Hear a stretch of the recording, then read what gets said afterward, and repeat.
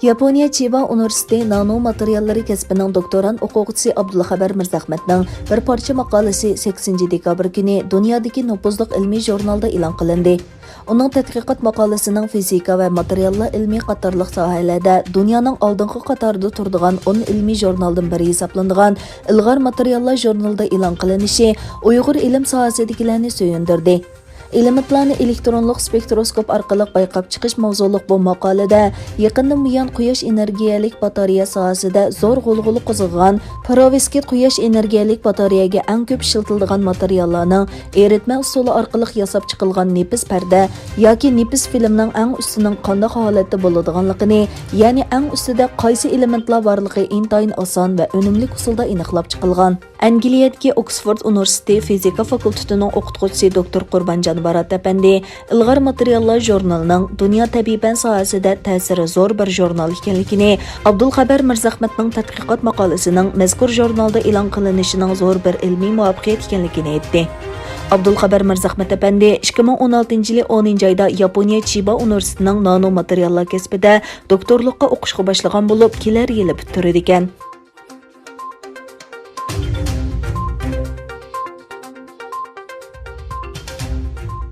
Yevropa İttifaqı yer shari kishilik huquq jazo qonunini ma'qullab uzun o'tmay Yevropa parlamenti Xitoy munosabatlar vakillar o'mikining boshlig'i Reinhard Bütikofer Uyg'urlarga qaratilgan bostirish siyosatining bosh ijrochisi Chen Changgoning mazkur kishilik huquq mexanizmi bo'yicha jazolanishini xohlaydiganligini bildirgan.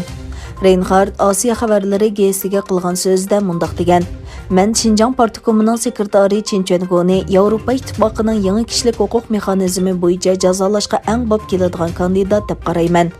Yevropa İttifaqıning qonun chiqarish tarmog'i dushanba kuni yer shari magnitski qonunining ilhomi bilan o'z oldiga yer shari kishilik huquq jazolash tuzumi deb ataladigan bir kishilik huquq qonunini ma'qullagan.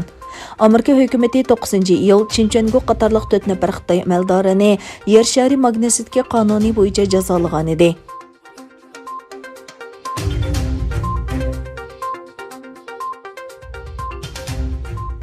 Ma'lum bo'lishicha, Wuhan virusi yuqumi sababli dunyoda eng ko'p diqqat tortgan Xitoydagi hokimiyat beshidagi Kommunist partiyasi dunyodagi nurg'unlagan dongliq shirkatlarga singib kirgan.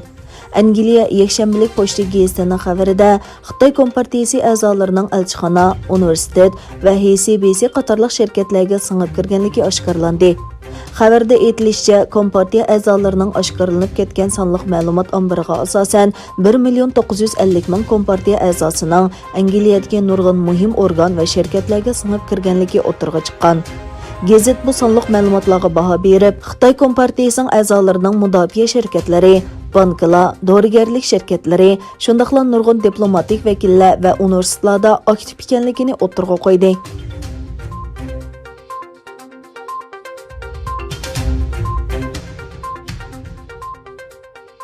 Amerika prezidenti Donald Trump bultur Turkiya Rossiyadan istoyiz havo mudofaa sistemasi setib olganligi uchun Turkiyani jazolashni o'z ichiga olgan mudofaa loyihasini rad qildi. Trump bu mudofaa loyihasini Xitoyga foydali bo'lib qolmaslik uchun rad qilganligini bildirdi.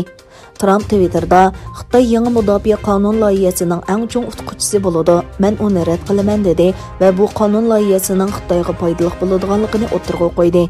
Davlat mudofaa huquq qonun loyihasi Avom palatasi va Kengash palatasidagi mutlaq ko'p sondagi kishilarning qo'llashi bilan ma'qullangan bo'lsa-mu, lekin Trump yana rad qilganligini bildirdi.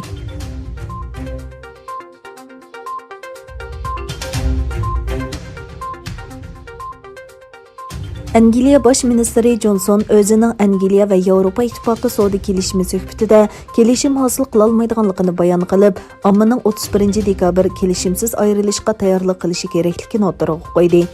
Johnson ularning ba'zi muhim masalalar to'g'risida yanada kelishim hosil qilishdan yiroq ekanligini tilga olib mundaq dedi. Ammo biz qayerda umid bo'lsa, nima qila oladiganligimizni davomli so'zlaymiz. Angliya cho'qim so'zlaydi. Men hozir takrorlaydigan ehtimollik shuki, biz Dunyo savdo tashkilotining sharti yoki Yevropa ittifoqi bilan Avstraliyaning sharti ostida ayrilishga tayyorlik qilishimiz kerak dedi. Johnson o'zlarining so'zlashga va ilgarilashga har vaqt xo'shal bo'ladiganligini ta'kidlab, agar Yevropa ittifoqi buni xohlasa, kelishim hosil qilg'ili bo'ladiganligini aytdi.